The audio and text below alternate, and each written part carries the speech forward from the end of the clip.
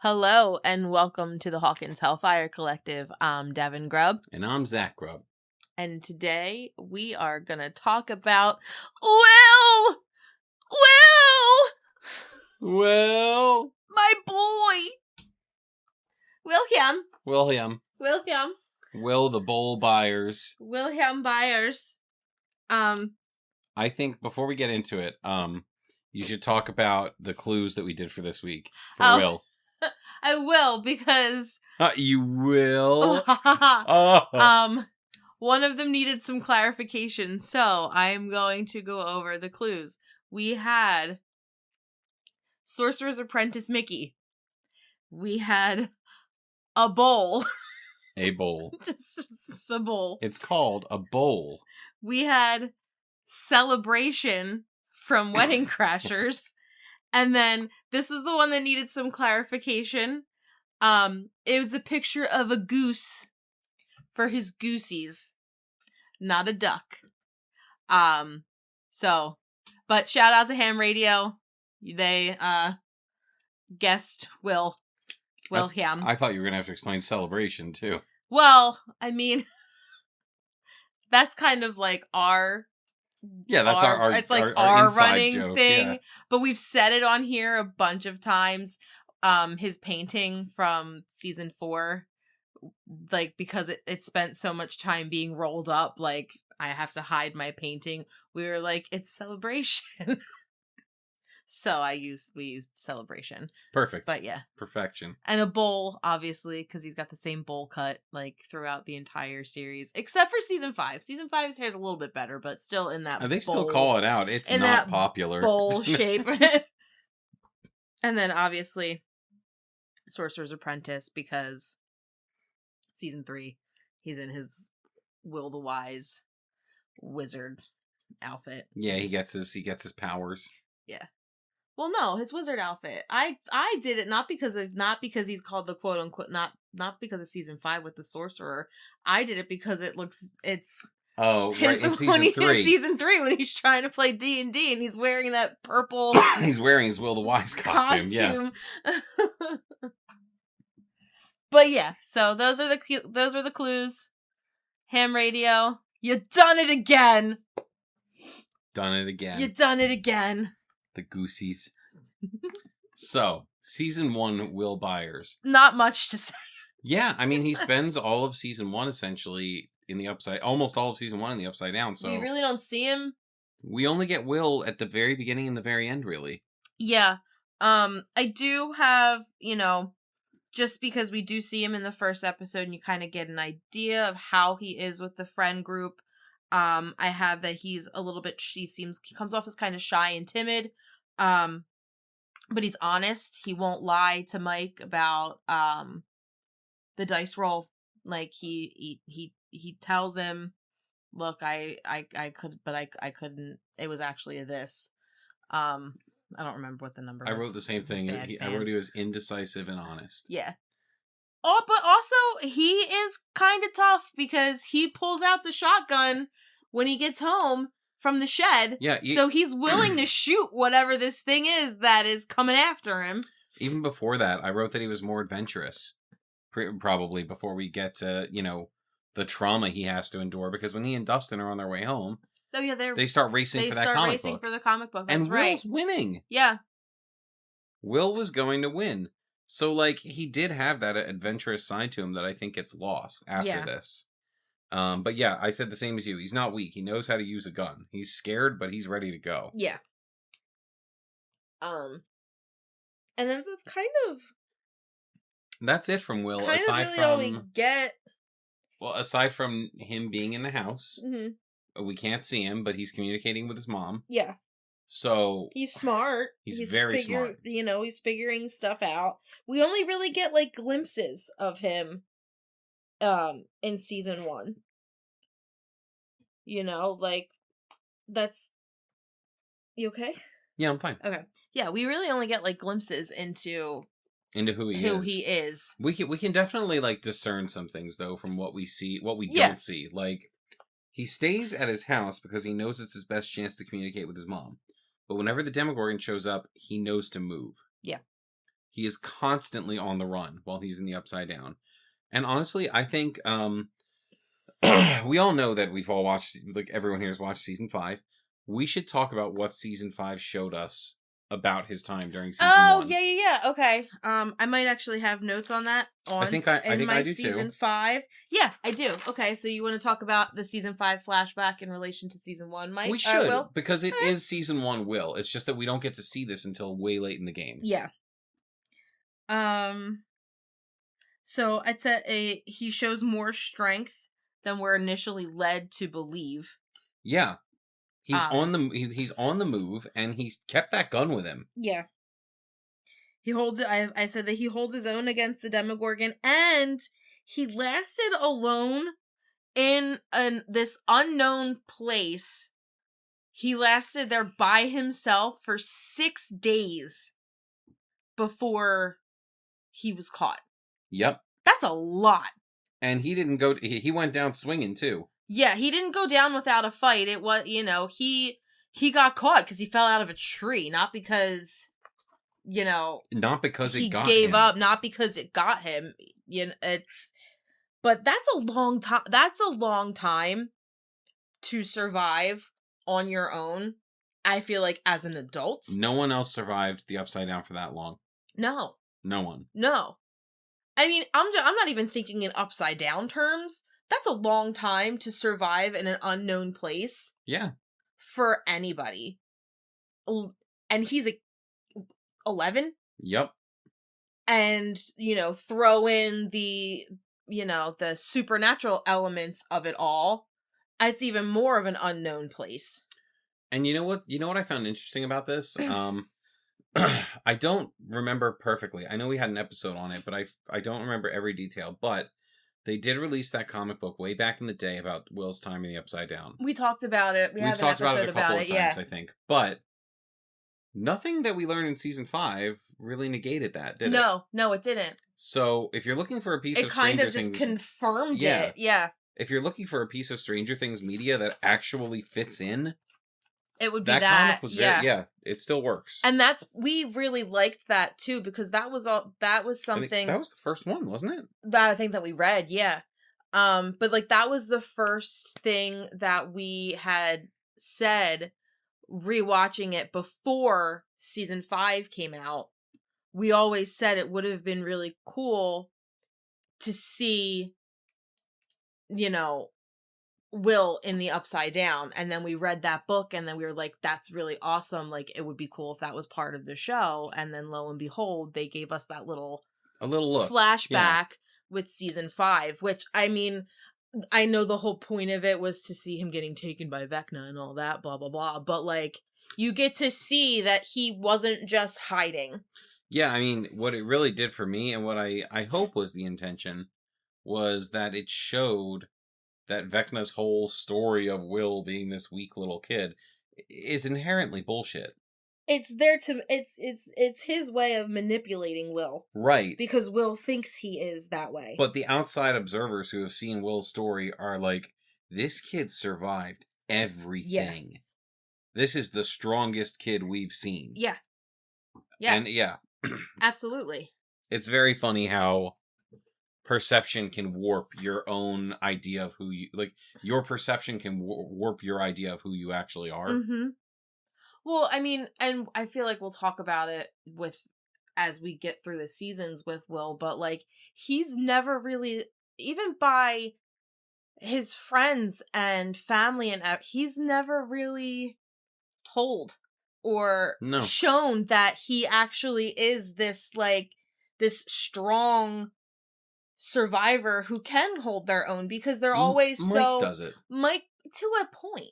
To a point. They're also protective of him that, it would warp his view of how he actually is. Everybody's so protective of him, and we don't want anything to happen to Will, that it's like, okay, well, I can't really do anything.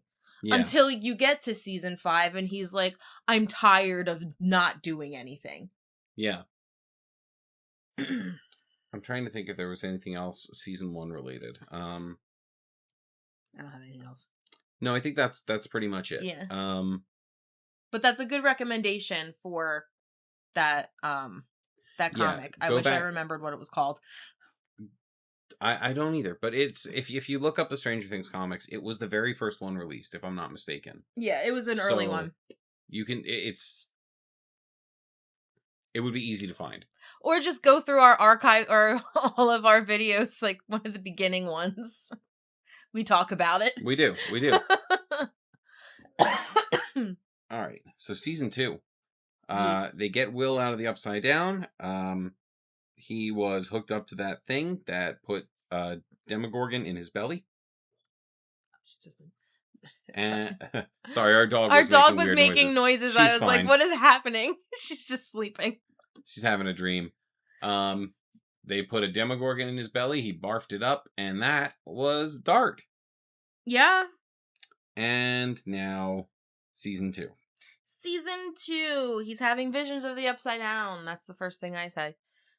I wrote that he had much more edge back in the day. Will is very helpless at the beginning of season 2 in a way that he was not in season 1. Yeah. I don't know if this was a decision made to kind of flesh out the character or if this is meant to be a response to the trauma. I understand if that's what's going on. Probably that. Yeah. He has to go see Doctor. Yep. Dr. Owen. Doc Owens, who we didn't know whether or not to trust at this point. But no, we weren't sure. He proved himself. You know, he's essentially taking Brenner's place, and it's like, are we supposed to like this guy?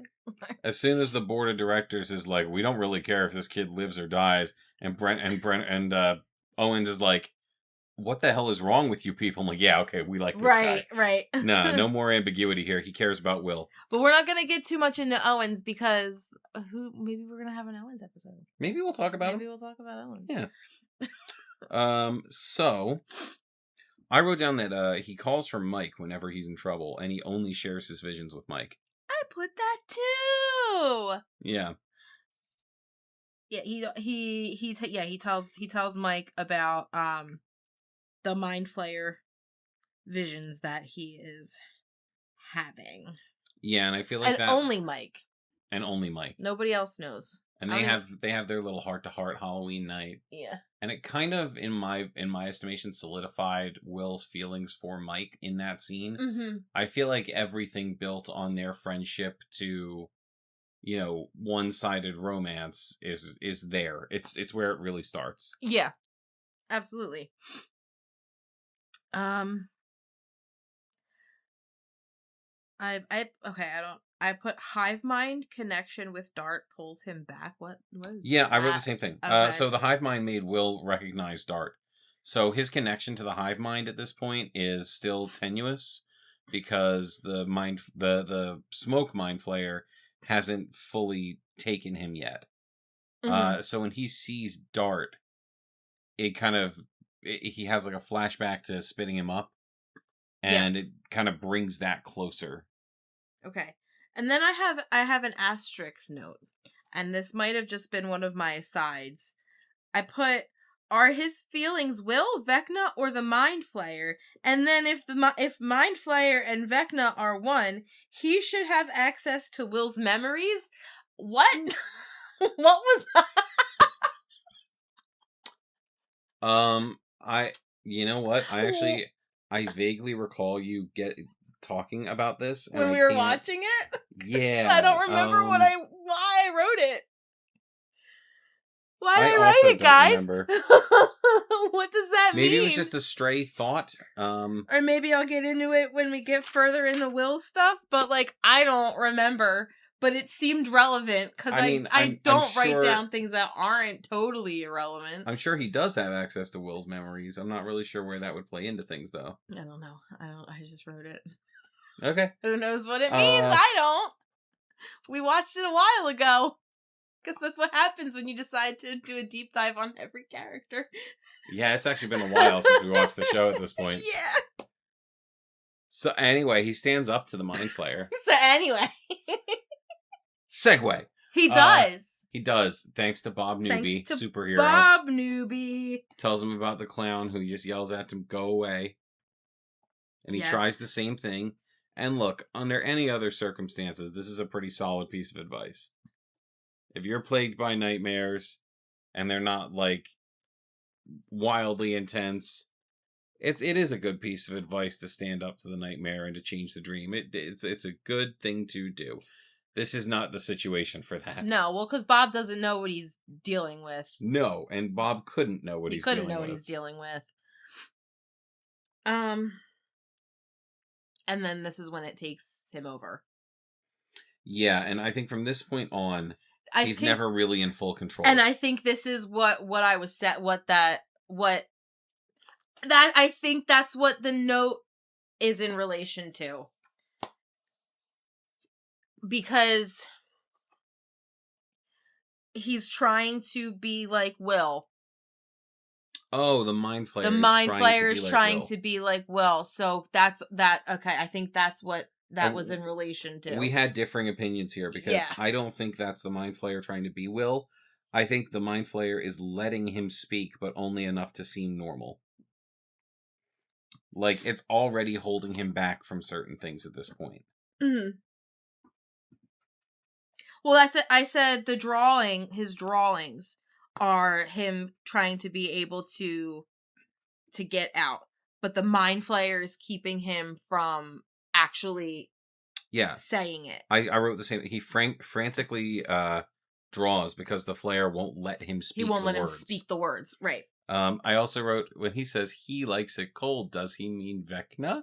Vecna's a crispy boy. Maybe he does like it cold. Vecna is a crispy boy. He is a crispy boy. He is crisp. He is crisp. He has had his flesh burned and flayed. What? He's oh. What? Anyway. We're tired. We've had a day. We have not had a thing to drink, really. No, we haven't. We're just very, very tired. I'm drinking. I've made myself a Waterloo fancy drink. Yeah. It's a Waterloo with a flavor packet mixed with regular water. We're just tired. And if we're getting over colds, and we had a graduation today, and it's just been a day and a week, and it's wonderful. But we are here talking to you about William. Yeah, if you're a fan of both this channel and my other channel, Square Table Gaming, you will hear the new video tomorrow. I sound like I have a frog in my throat the entire time. It's awful. And you all have to listen to it. Okay, let's get back on track. I have a lot of hive mind stuff. I said the hive mind feels it when it's burnt, not cut. But after he forgets everyone after being burned except Joyce, but it's not really Will though, and it's the Mind Flayer, and that's when I said since they're one, it has access to Will's memories. Not all of them though. No. Because once the Mind Flayer is in control, like fully in control, it seems like he can only access certain things because Will can't remember a lot. Right. Like, he couldn't remember Bob's name. Because, and I will say this, I think there is a part of Will still fighting back at that point. Mm-hmm. Like, either that or, like, otherwise, why would it not be able to access his memories? Right. He's part of the hive mind. It's very much like, the only way that makes sense is if Will is still in there fighting. And we know he is, because when they start doing the should I stay or should I go in the room, he's talking to them in Morse code. He's talking to them in Morse code, using what little bit of his body he can access. Yeah.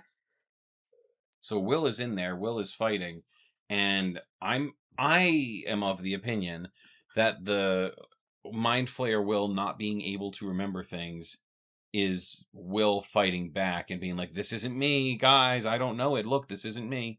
Gotcha. Okay, makes sense. If only the Duffers put as much thought into any of this as we do.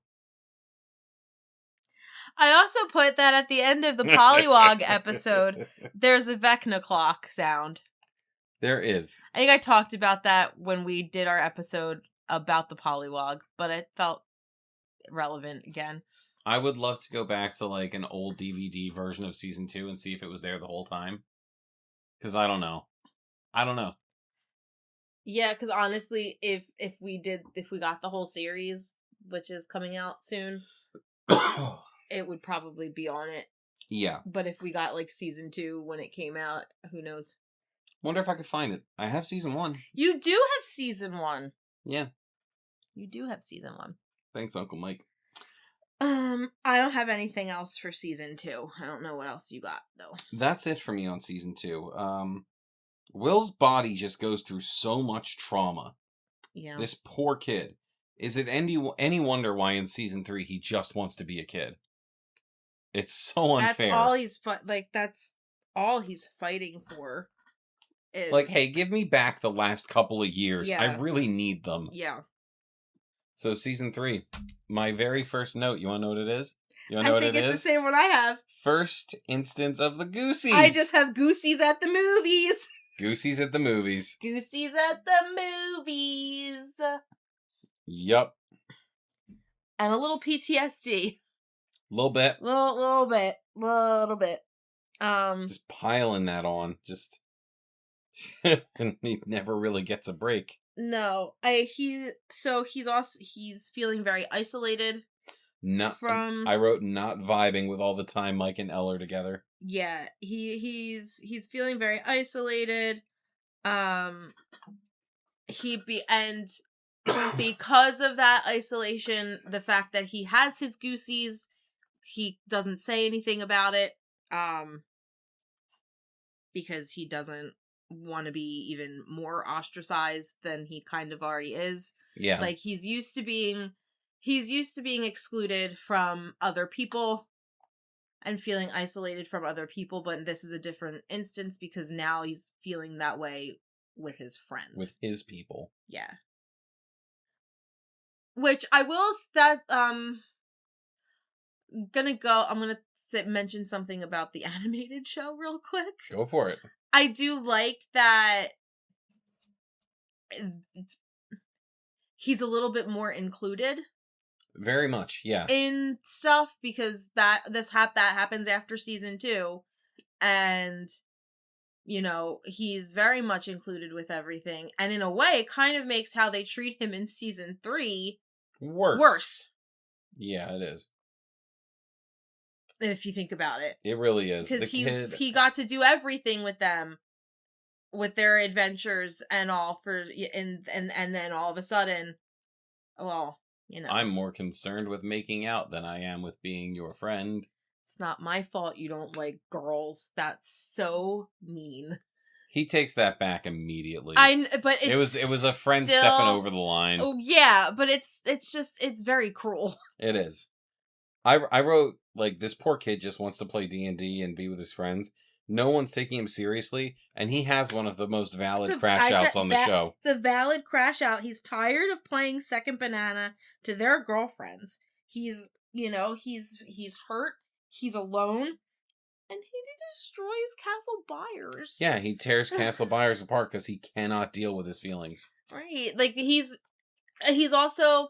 And I think part of that is Castle Byers is so connected to his childhood. Yeah. And he's seeing all of his friends kind of growing up around him that he's like, well, I have to get rid of this. Well, splash in the fact that, like, Castle Byers probably carried more trauma with it because it used to be his safe place as a kid.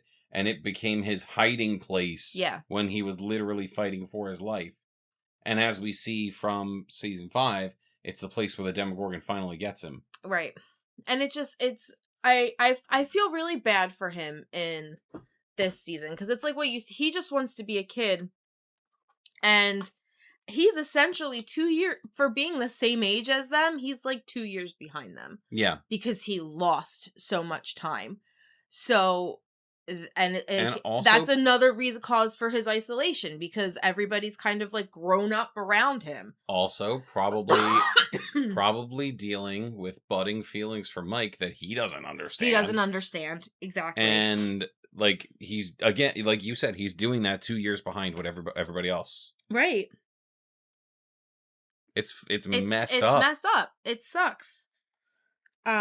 But they do eventually listen to him, and I love when they actually listen to him. Yes. And I say he's the closest to each situation they've encountered. He like is. They need to listen to him. He's the only one that has actual like experience with all of this. With everything. But you know what? Even with that said, hun, he kind of falls into the background in season 3. He does. Yeah. He doesn't, they don't, it's after they deal with his arc, mm-hmm. which is dealt with pretty quickly, he doesn't have a major role for the rest of the season. No. And then I also put, because this is a big thing too, and this comes into play in season 5, Joyce constantly underestimates him and what he can and can't do. Yeah, the entire time she's worrying about him, he's worrying about her. Yeah. Like, she is underestimating him, and he's already kind of getting to a place where, like, well, no, she needs to be okay. It's like, if you're already that mature, your mom shouldn't be worrying about you like that. Yeah. Poor Will, man. Yeah, he is the show's punching bag. And it sucks. Yep. I like Will. That's all I have for season 3. You want to read my first note for season 4? Painting Celebration. It's the first time we see him. He's painting Celebration. But I don't reference it as Celebration until we see it later on in the season. I just put that it says he's painting. He's working on his art. He's supporting 11 100%. Yep, he falls into the big brother role very much. He tries so hard to be a good friend to her, even though he still calls her Elle, but she's Jane. Yeah, he's very bad at that. It's a wonder nobody knew what they were up to. Yeah, because, who are you calling Elle, man? That's Jane. Yep. And he's a good brother to her in every way you can imagine. Like, yeah. He also keeps her secrets for her, but doesn't let her get away with it, really. No. He keeps his mouth shut in public when she's saying all this stuff that is clearly not true to Mike, but he confronts her in private, like, you really shouldn't be doing this. Yeah. Yeah. If Mike's the heart of the party, Will is the brain. 100%. I feel like he's the only one that thinks things through. Yeah. That probably has something to do with his trauma. Yeah, probably. At least in the California crew, definitely. Yeah. Clearly Dustin is the brains behind the operation. But here, yeah. But I feel like he's used to being, bullied and ostracized, so that's kind of, I feel like, another big reason why he is so supportive of Elle, because he sees what's happening to her, and as somebody who has gone through it, he's like, wants to kind of help her get through it, because nobody really helped him. Yeah. Interestingly, it doesn't seem like he's dealing with too much of that in California. No, he seems to just be kind of like, he's just chilling. I mean, some girl... some girl's like rubbing his leg, right, trying to get his attention.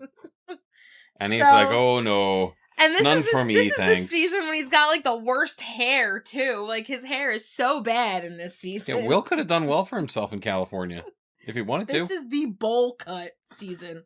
Yep. Like, legit. This is where he's officially too old for the bowl cut. Yeah. Like, you're a freshman in high school. Please stop letting your mother put a bowl on your head to cut your hair.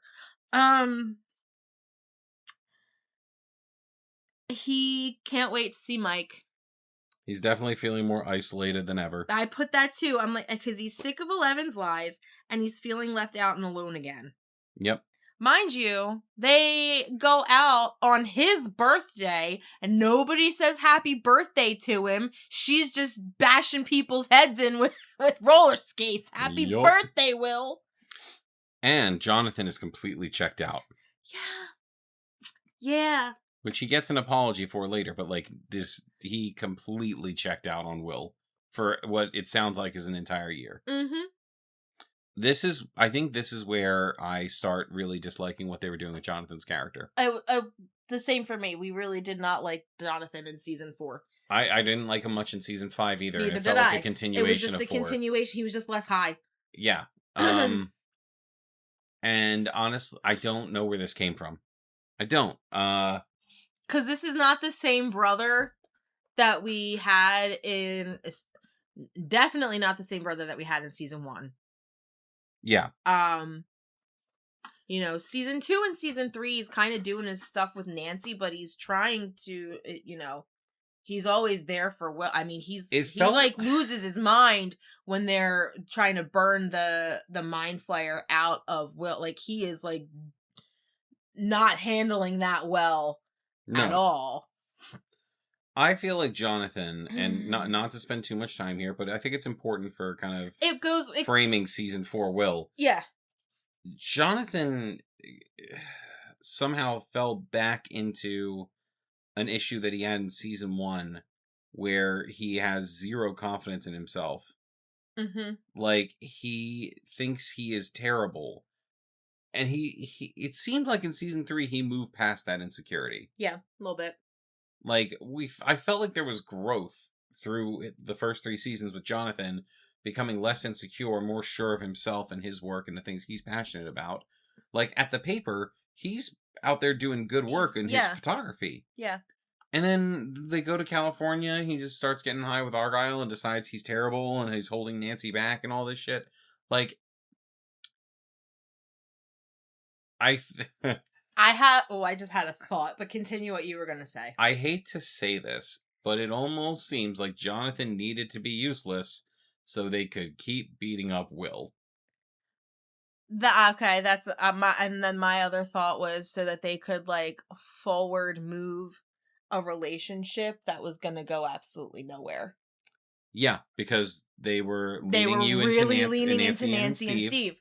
They were trying to give us Stancy back, mm-hmm. and then decided against it. Mm-hmm. But never fixed Jonathan.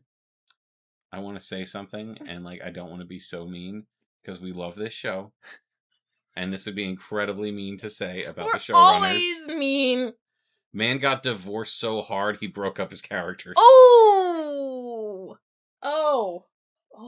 See? Oh, we went Do there. I have to cut this? I might cut this. Anyway.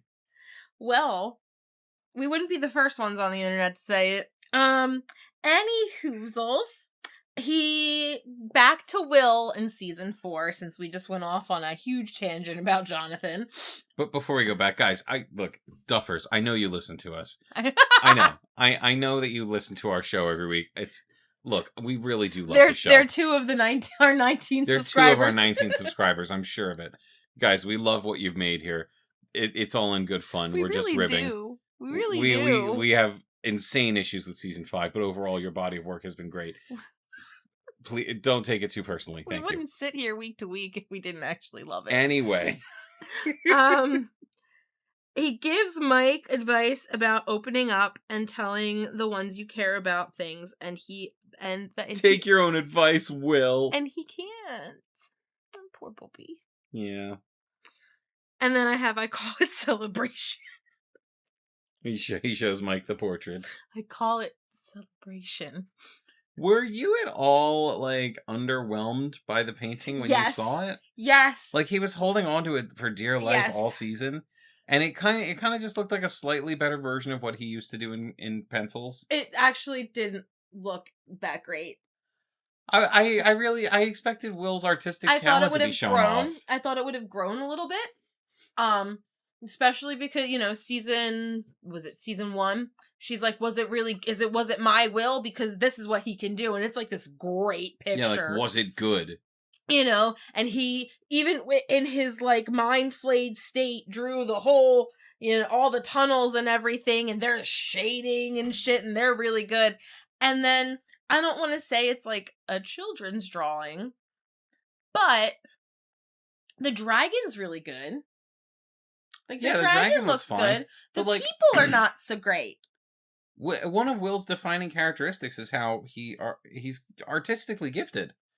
And that painting didn't seem like something Will would have made. No. It wasn't up to the quality I would have expected from Will specifically. Especially a year later. Yeah. Like, it looked, to me, that's like something Will would have done in, like, season 1, which would have been excellent for the age that he was in season 1.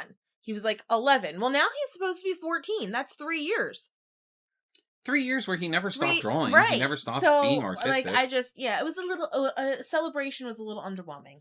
Yeah, I kind of wish I wish they leaned a little more heavily into the fact that Will is an artist. Yeah.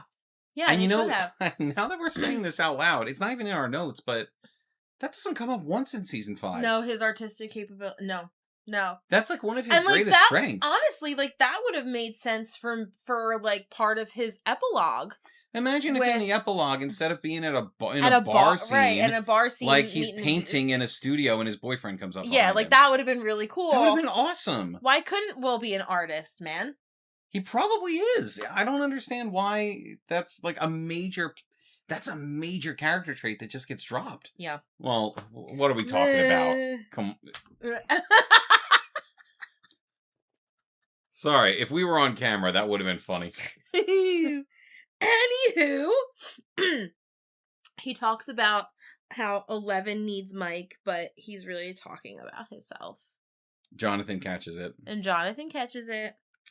And he knows he's safe with his brother, and this is the little bit of light that we get with Jonathan this season. The only bit of light that we get even with before Jonathan. Will calls him out. He's really fed up with his bull. Yeah.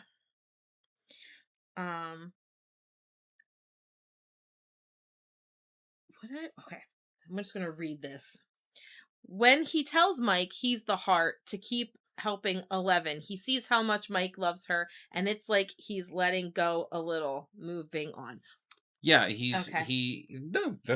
why are you reading that like it doesn't make sense? It makes perfect sense. Because when I was looking at it, I was like, what drunk person wrote this?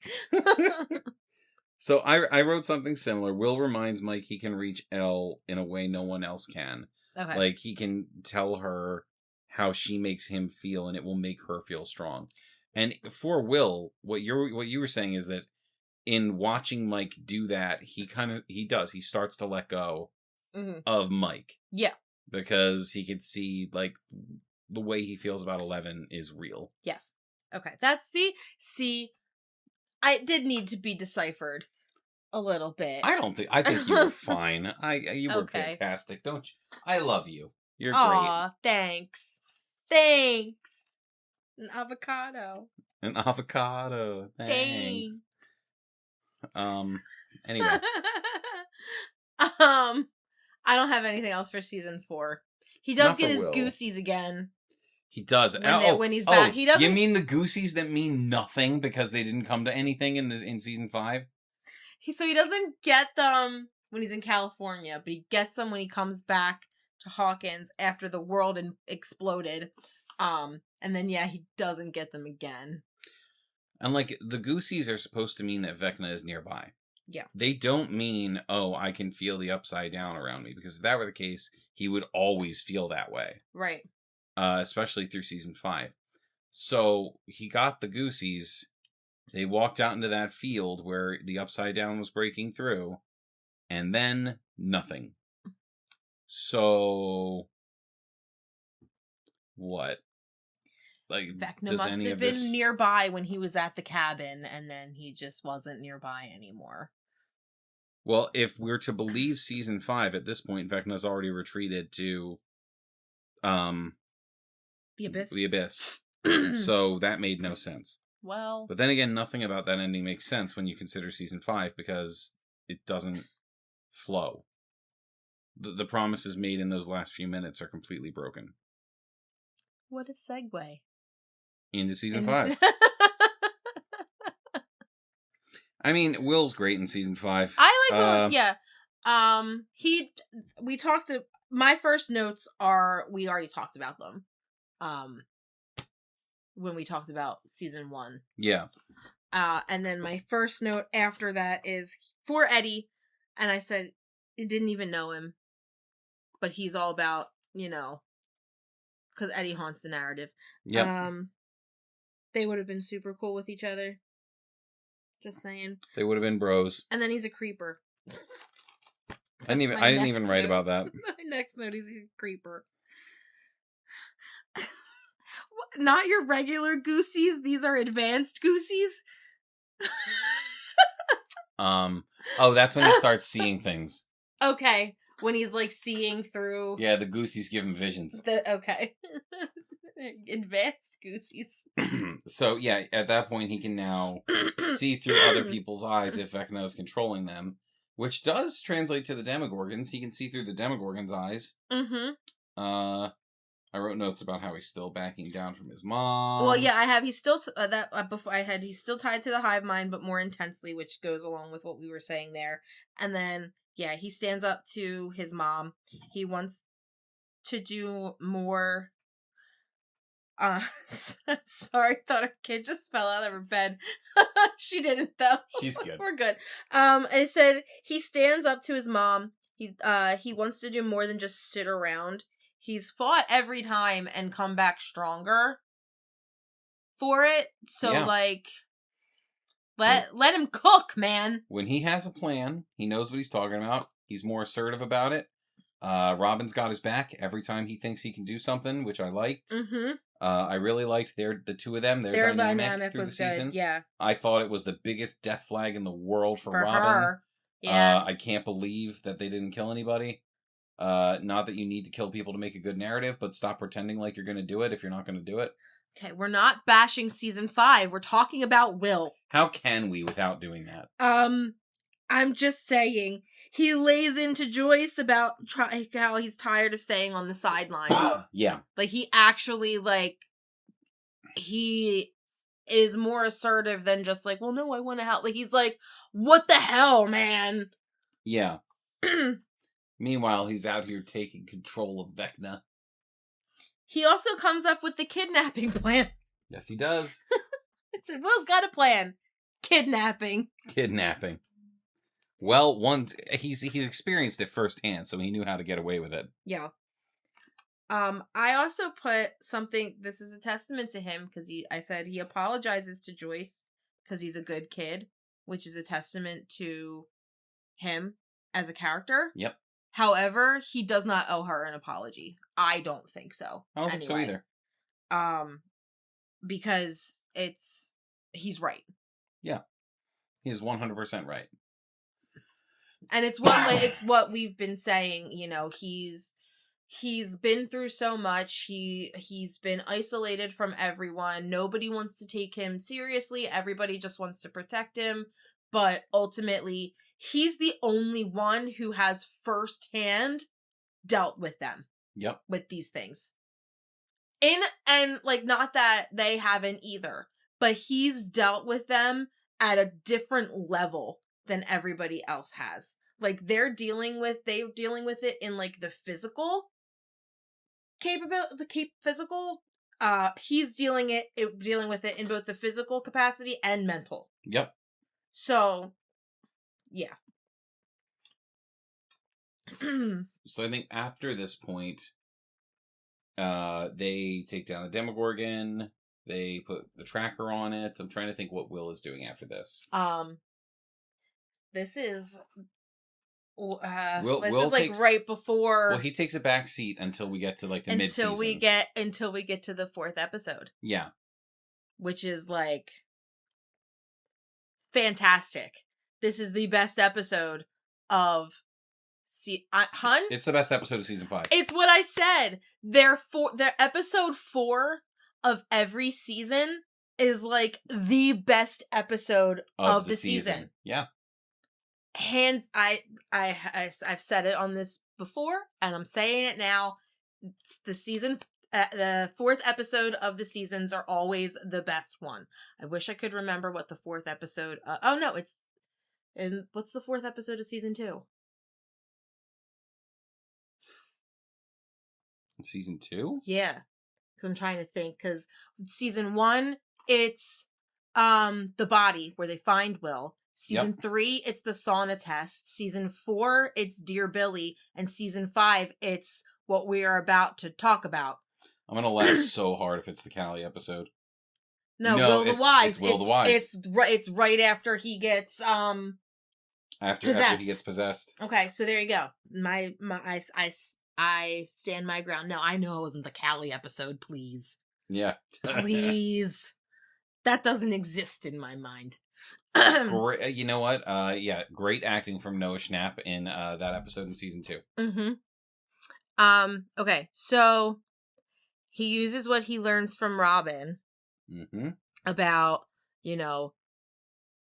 get everything else out of the way and you can be you. Yep. And boom, I have powers now, bitch! I'm connected to the hive mind, which means I'm connected to Vecna, which means I can use his shit against him. Yep. Oh, and it is the most satisfying scene.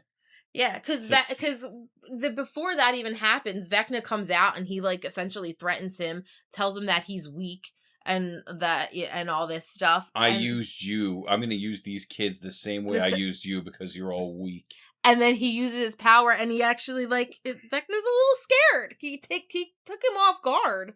Oh, the second time he uses it, he was not prepared. That's what yeah. But oh man, him taking out the Demogorgons is so satisfying. That was so good. That's so and watch. And he does it the Vecna way. He doesn't do it the L way where they disintegrate. He breaks their bones. Well, because he's using Vecna's powers. See, Elle is using her own powers. I mean, there are.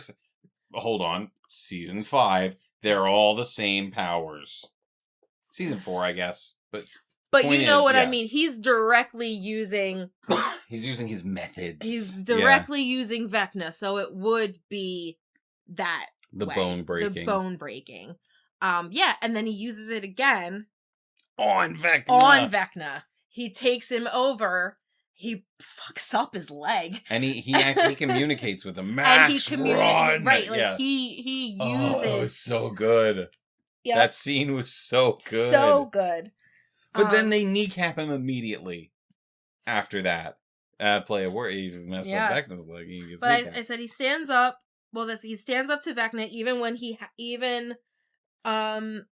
when Vecna has him, because that's what I'm when he gets him. Kind of locks him away in his mind. He's still fighting. He stands up to him and he's proving that he's not the little boy that was taken when he was 11 or 12. He's grown up. He's still afraid, but he's not like he was. Oh, the first thing he says to him, "Did the leg slow you down?" Yep. Yeah. Oh, that was so good. That was so good. Oh man. I think I can confidently say my favorite bits of season 5 are Will. Will. Yeah. He really shines in this season. Yeah. Really does. Because they actually put him to use. They did. They didn't sideline protect Will this season. They let him do his thing. Yeah. But then they immediately after this, they're like, okay, well, we need to weaken him again. Well, then he's going to blame himself for Vecna getting into his head. He thinks everything that happened is his fault. He's doubting himself because of what Vecna said. And what he showed him. He's forgetting that he is still strong and still capable and able to come out of the other side like he has for the last 4 years in this universe. And then I'm going to talk about something that's been very controversial in the fandom. And I liked it. The coming out scene. I did too. I understand people's complaints about, everybody being there and everything and all, but this is he comes out because of Vecna, because he's afraid that he will use that against him, and he doesn't want to be isolated in the way that Vecna is essentially saying will happen. Right, and if he has everybody's reassurance that this won't isolate him, yes, then Vecna can no longer use that against him. Exactly. Which is, he's being forced to do this. This is not necessarily what he wants to do right now. Yes. Which, to me, makes sense as to why it's not this, beautiful, thought out thing. Vecna is forcing his hand, or he thinks that Vecna is forcing his hand, and that he has to do this. Well, because Vecna doesn't think he would. Right. You know, I said it's not going to be beautiful and well thought out because it's not really something he wants to do. He's 17 and acting out of fear for himself and for his friends. In the 80s. In the 80s, right. It's not... this is potentially life-ending for him. Right. He's doing this knowing that this could go one of two ways. He's either going to be accepted or everybody's going to walk away. Yep. And that's basically what, Vecna is trying to tell him, well, no, everybody's going to walk away, nobody's going to care about you anymore. And he's like, well, no, I need to do this because this cannot be used against us. Yep. So I didn't see anything. I don't dislike it. I like how it played out. Here's my issue with the scene. And it has nothing to do with the performance or your entire thought process we just went through of why this needed to happen here. I think all of that makes perfect sense. My issue with this scene is the and this is gonna sound stupid, the inconsistency of the writing in this scene. He talks about how they love playing in the woods. I was gonna. Will does not love playing in the woods. He was abducted in the woods. And this is part of why Conformity Gate happened. Yes, because I have another reason. I was about to bring that up. Melvalds. We would go to Melvalds for a malted, or we'd go for a milkshake. Milkshakes. And it's okay. You did not do that. That was in the past. In the show, by the time we've reached Hawkins your in mom season might 1, have. Yeah, your mom might have. In season 1 of Stranger Things, we're already at a point where in Hawkins, that is a hardware store. Mm-hmm. There is no going there for ice cream. That is something that was brought in during the stage show, and it was supposed to be back in the 70s. Or 60s? 50s. 50s. I think so, yeah. That would mean that Joyce is 48 years old. Wouldn't it? She's 16, I think. 16 or 17.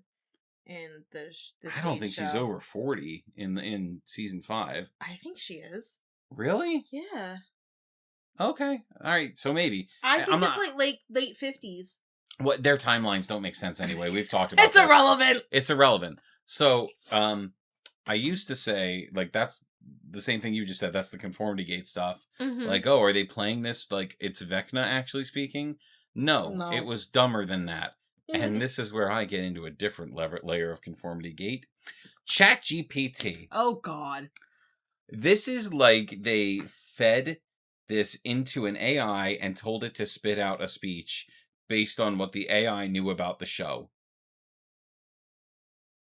There is no way in hell that the things that he was saying in that speech would have gotten past all of the writers. I cannot believe that's the case. They have an entire writing room working on this show. I understand it was rushed. I get it. But you gave us that it was the worst decision you ever made to give us a look into the making of season 5.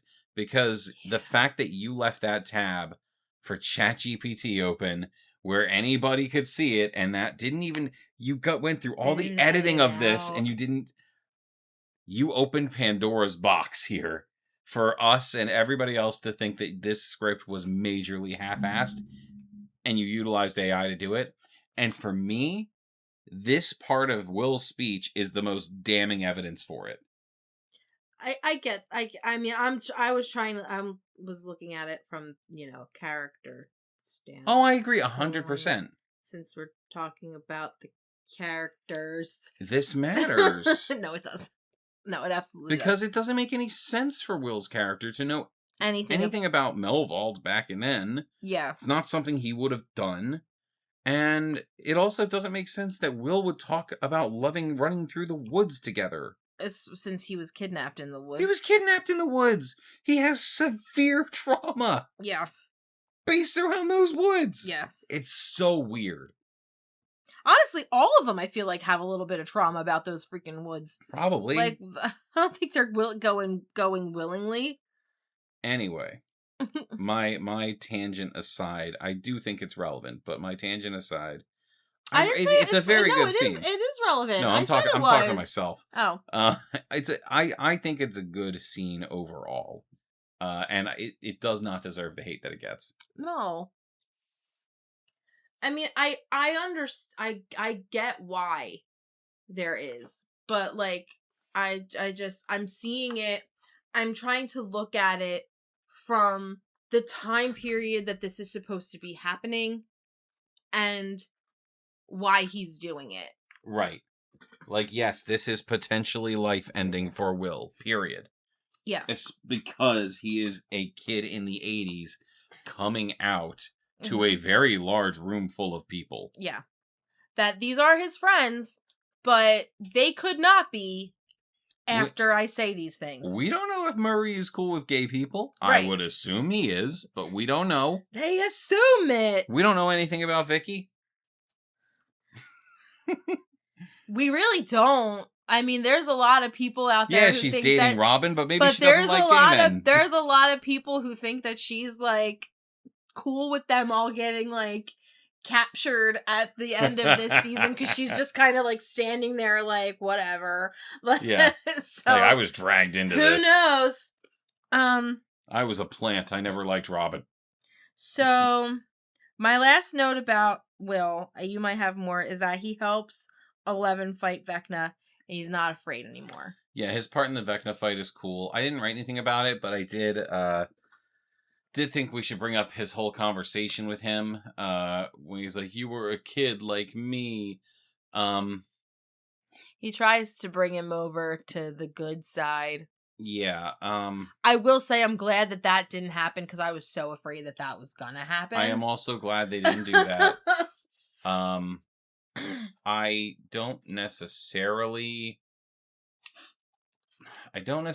have an issue with the speech itself. No. It's just very stupid. It's just, it does seem to me like something Will... You know what? No. I take it back. No. Will would not try to save Vecna. Like, he's been in his mind. You know what? Yeah, considering everything that Vecna and the Mind Flayer have put him through, Will should in no way, shape, or form be like, it's okay. You didn't know what you were doing. Right. He's like, it was controlling you like it controlled me. No, Will, he was in your mind. He controlled you. Yeah. Like, it's, he controlled you. Okay, sure. I'm willing to believe Will is altruistic enough to do this. I am. But I don't know. It seemed like we just needed to clarify who was actually in charge. They're both evil. I'm glad they're both evil. Because like you said, if they tried to make Vecna good, that would have been just so stupid. Yeah. Well, that would have played more with the show. Cuz this whole ending bit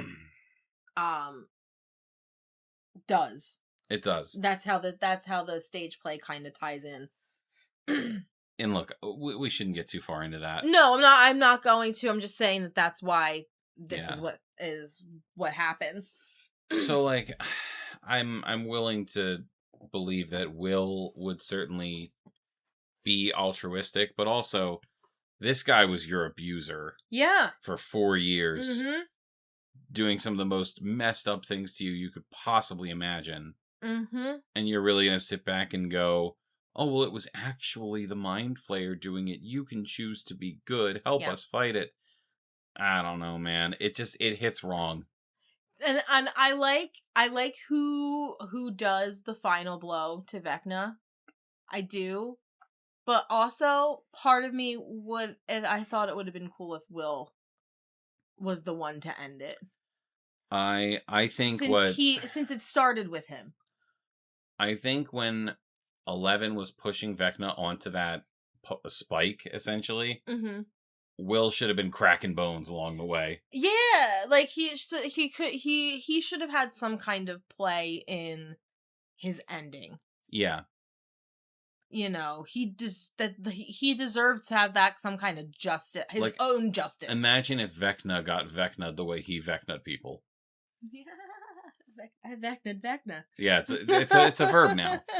But like, yeah, 11 is putting him on the spike, and while that's happening, Will is cracking his bones the same way he killed other people. Yeah. That would have been really cool.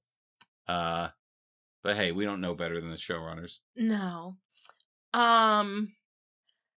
Do you have anything about Will for the epilogue? No. Glad he's happy. He's just he's happy. We already told you what we wanted him for his epilogue. They should have leaned into him being an artist. An artist in New York, painting. Yeah, absolutely. That's not. I mean, it's not to say, oh, he's maybe not doing he's that. not, Maybe he is doing but that. Like, but that like, should have been what we saw. Yeah. It was kind of weak just seeing him at a bar meeting up with a potential boyfriend. There were a lot of people who misunderstood that scene and were like, oh, Will's alone again. It's like, no, he's not. That's not what's happening. No, he's meeting his boyfriend at a bar. Right. Like, that's fine. But, like, you're going to show Will going off to New York to live his best life, and you're just going to show him having a drink at a bar? Like, yeah.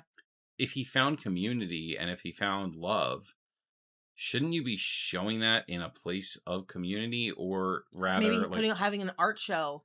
Yeah. Like, you know? It's... Would that have been too schmaltzy? No, not with this ending. This ending was pure schmaltz, and it was great. And we ate it up. Yeah, we did. I didn't even realize I had an issue with this until we started talking about it. Mm-hmm. Because him being an artist was such a big deal. It was such a major character point for Will. Mm-hmm. It's kind of insane that it was just thrown away. Yeah. Like, they don't, it's in season 1 and season 2, it's a big thing. They don't talk about it really in season 3, but in season 4, he's got, oh, Elle commissioned this painting for me, but actually I did it all on my own accord. Like, that was a major thing. Yeah. So, I don't know. Would have been nice. It would have been nice. Yeah, I think his I Believe probably was the first one to really hit me. Oh, yeah? Yeah, his was sad.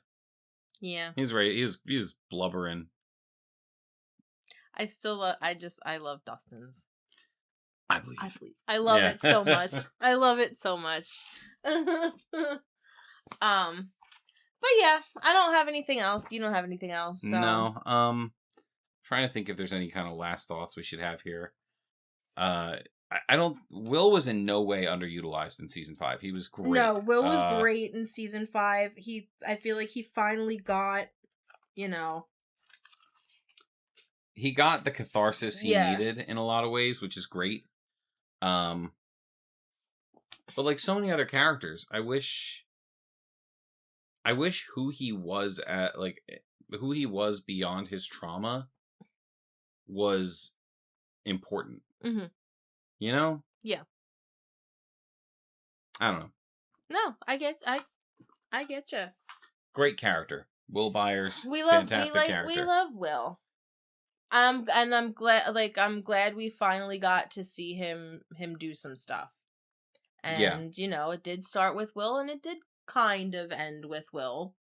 Yeah, which is something that we said from the beginning. Was that's something we didn't bring up. We were right the entire time. Will had powers. Yeah, we did say that he was gonna have powers. Mm-hmm. And who got powers? Will got powers. William got some powers. And they weren't connected to the bowl cut. So that was one theory down. I don't know. What? I'm joking. Anyway. Annie Hoozles.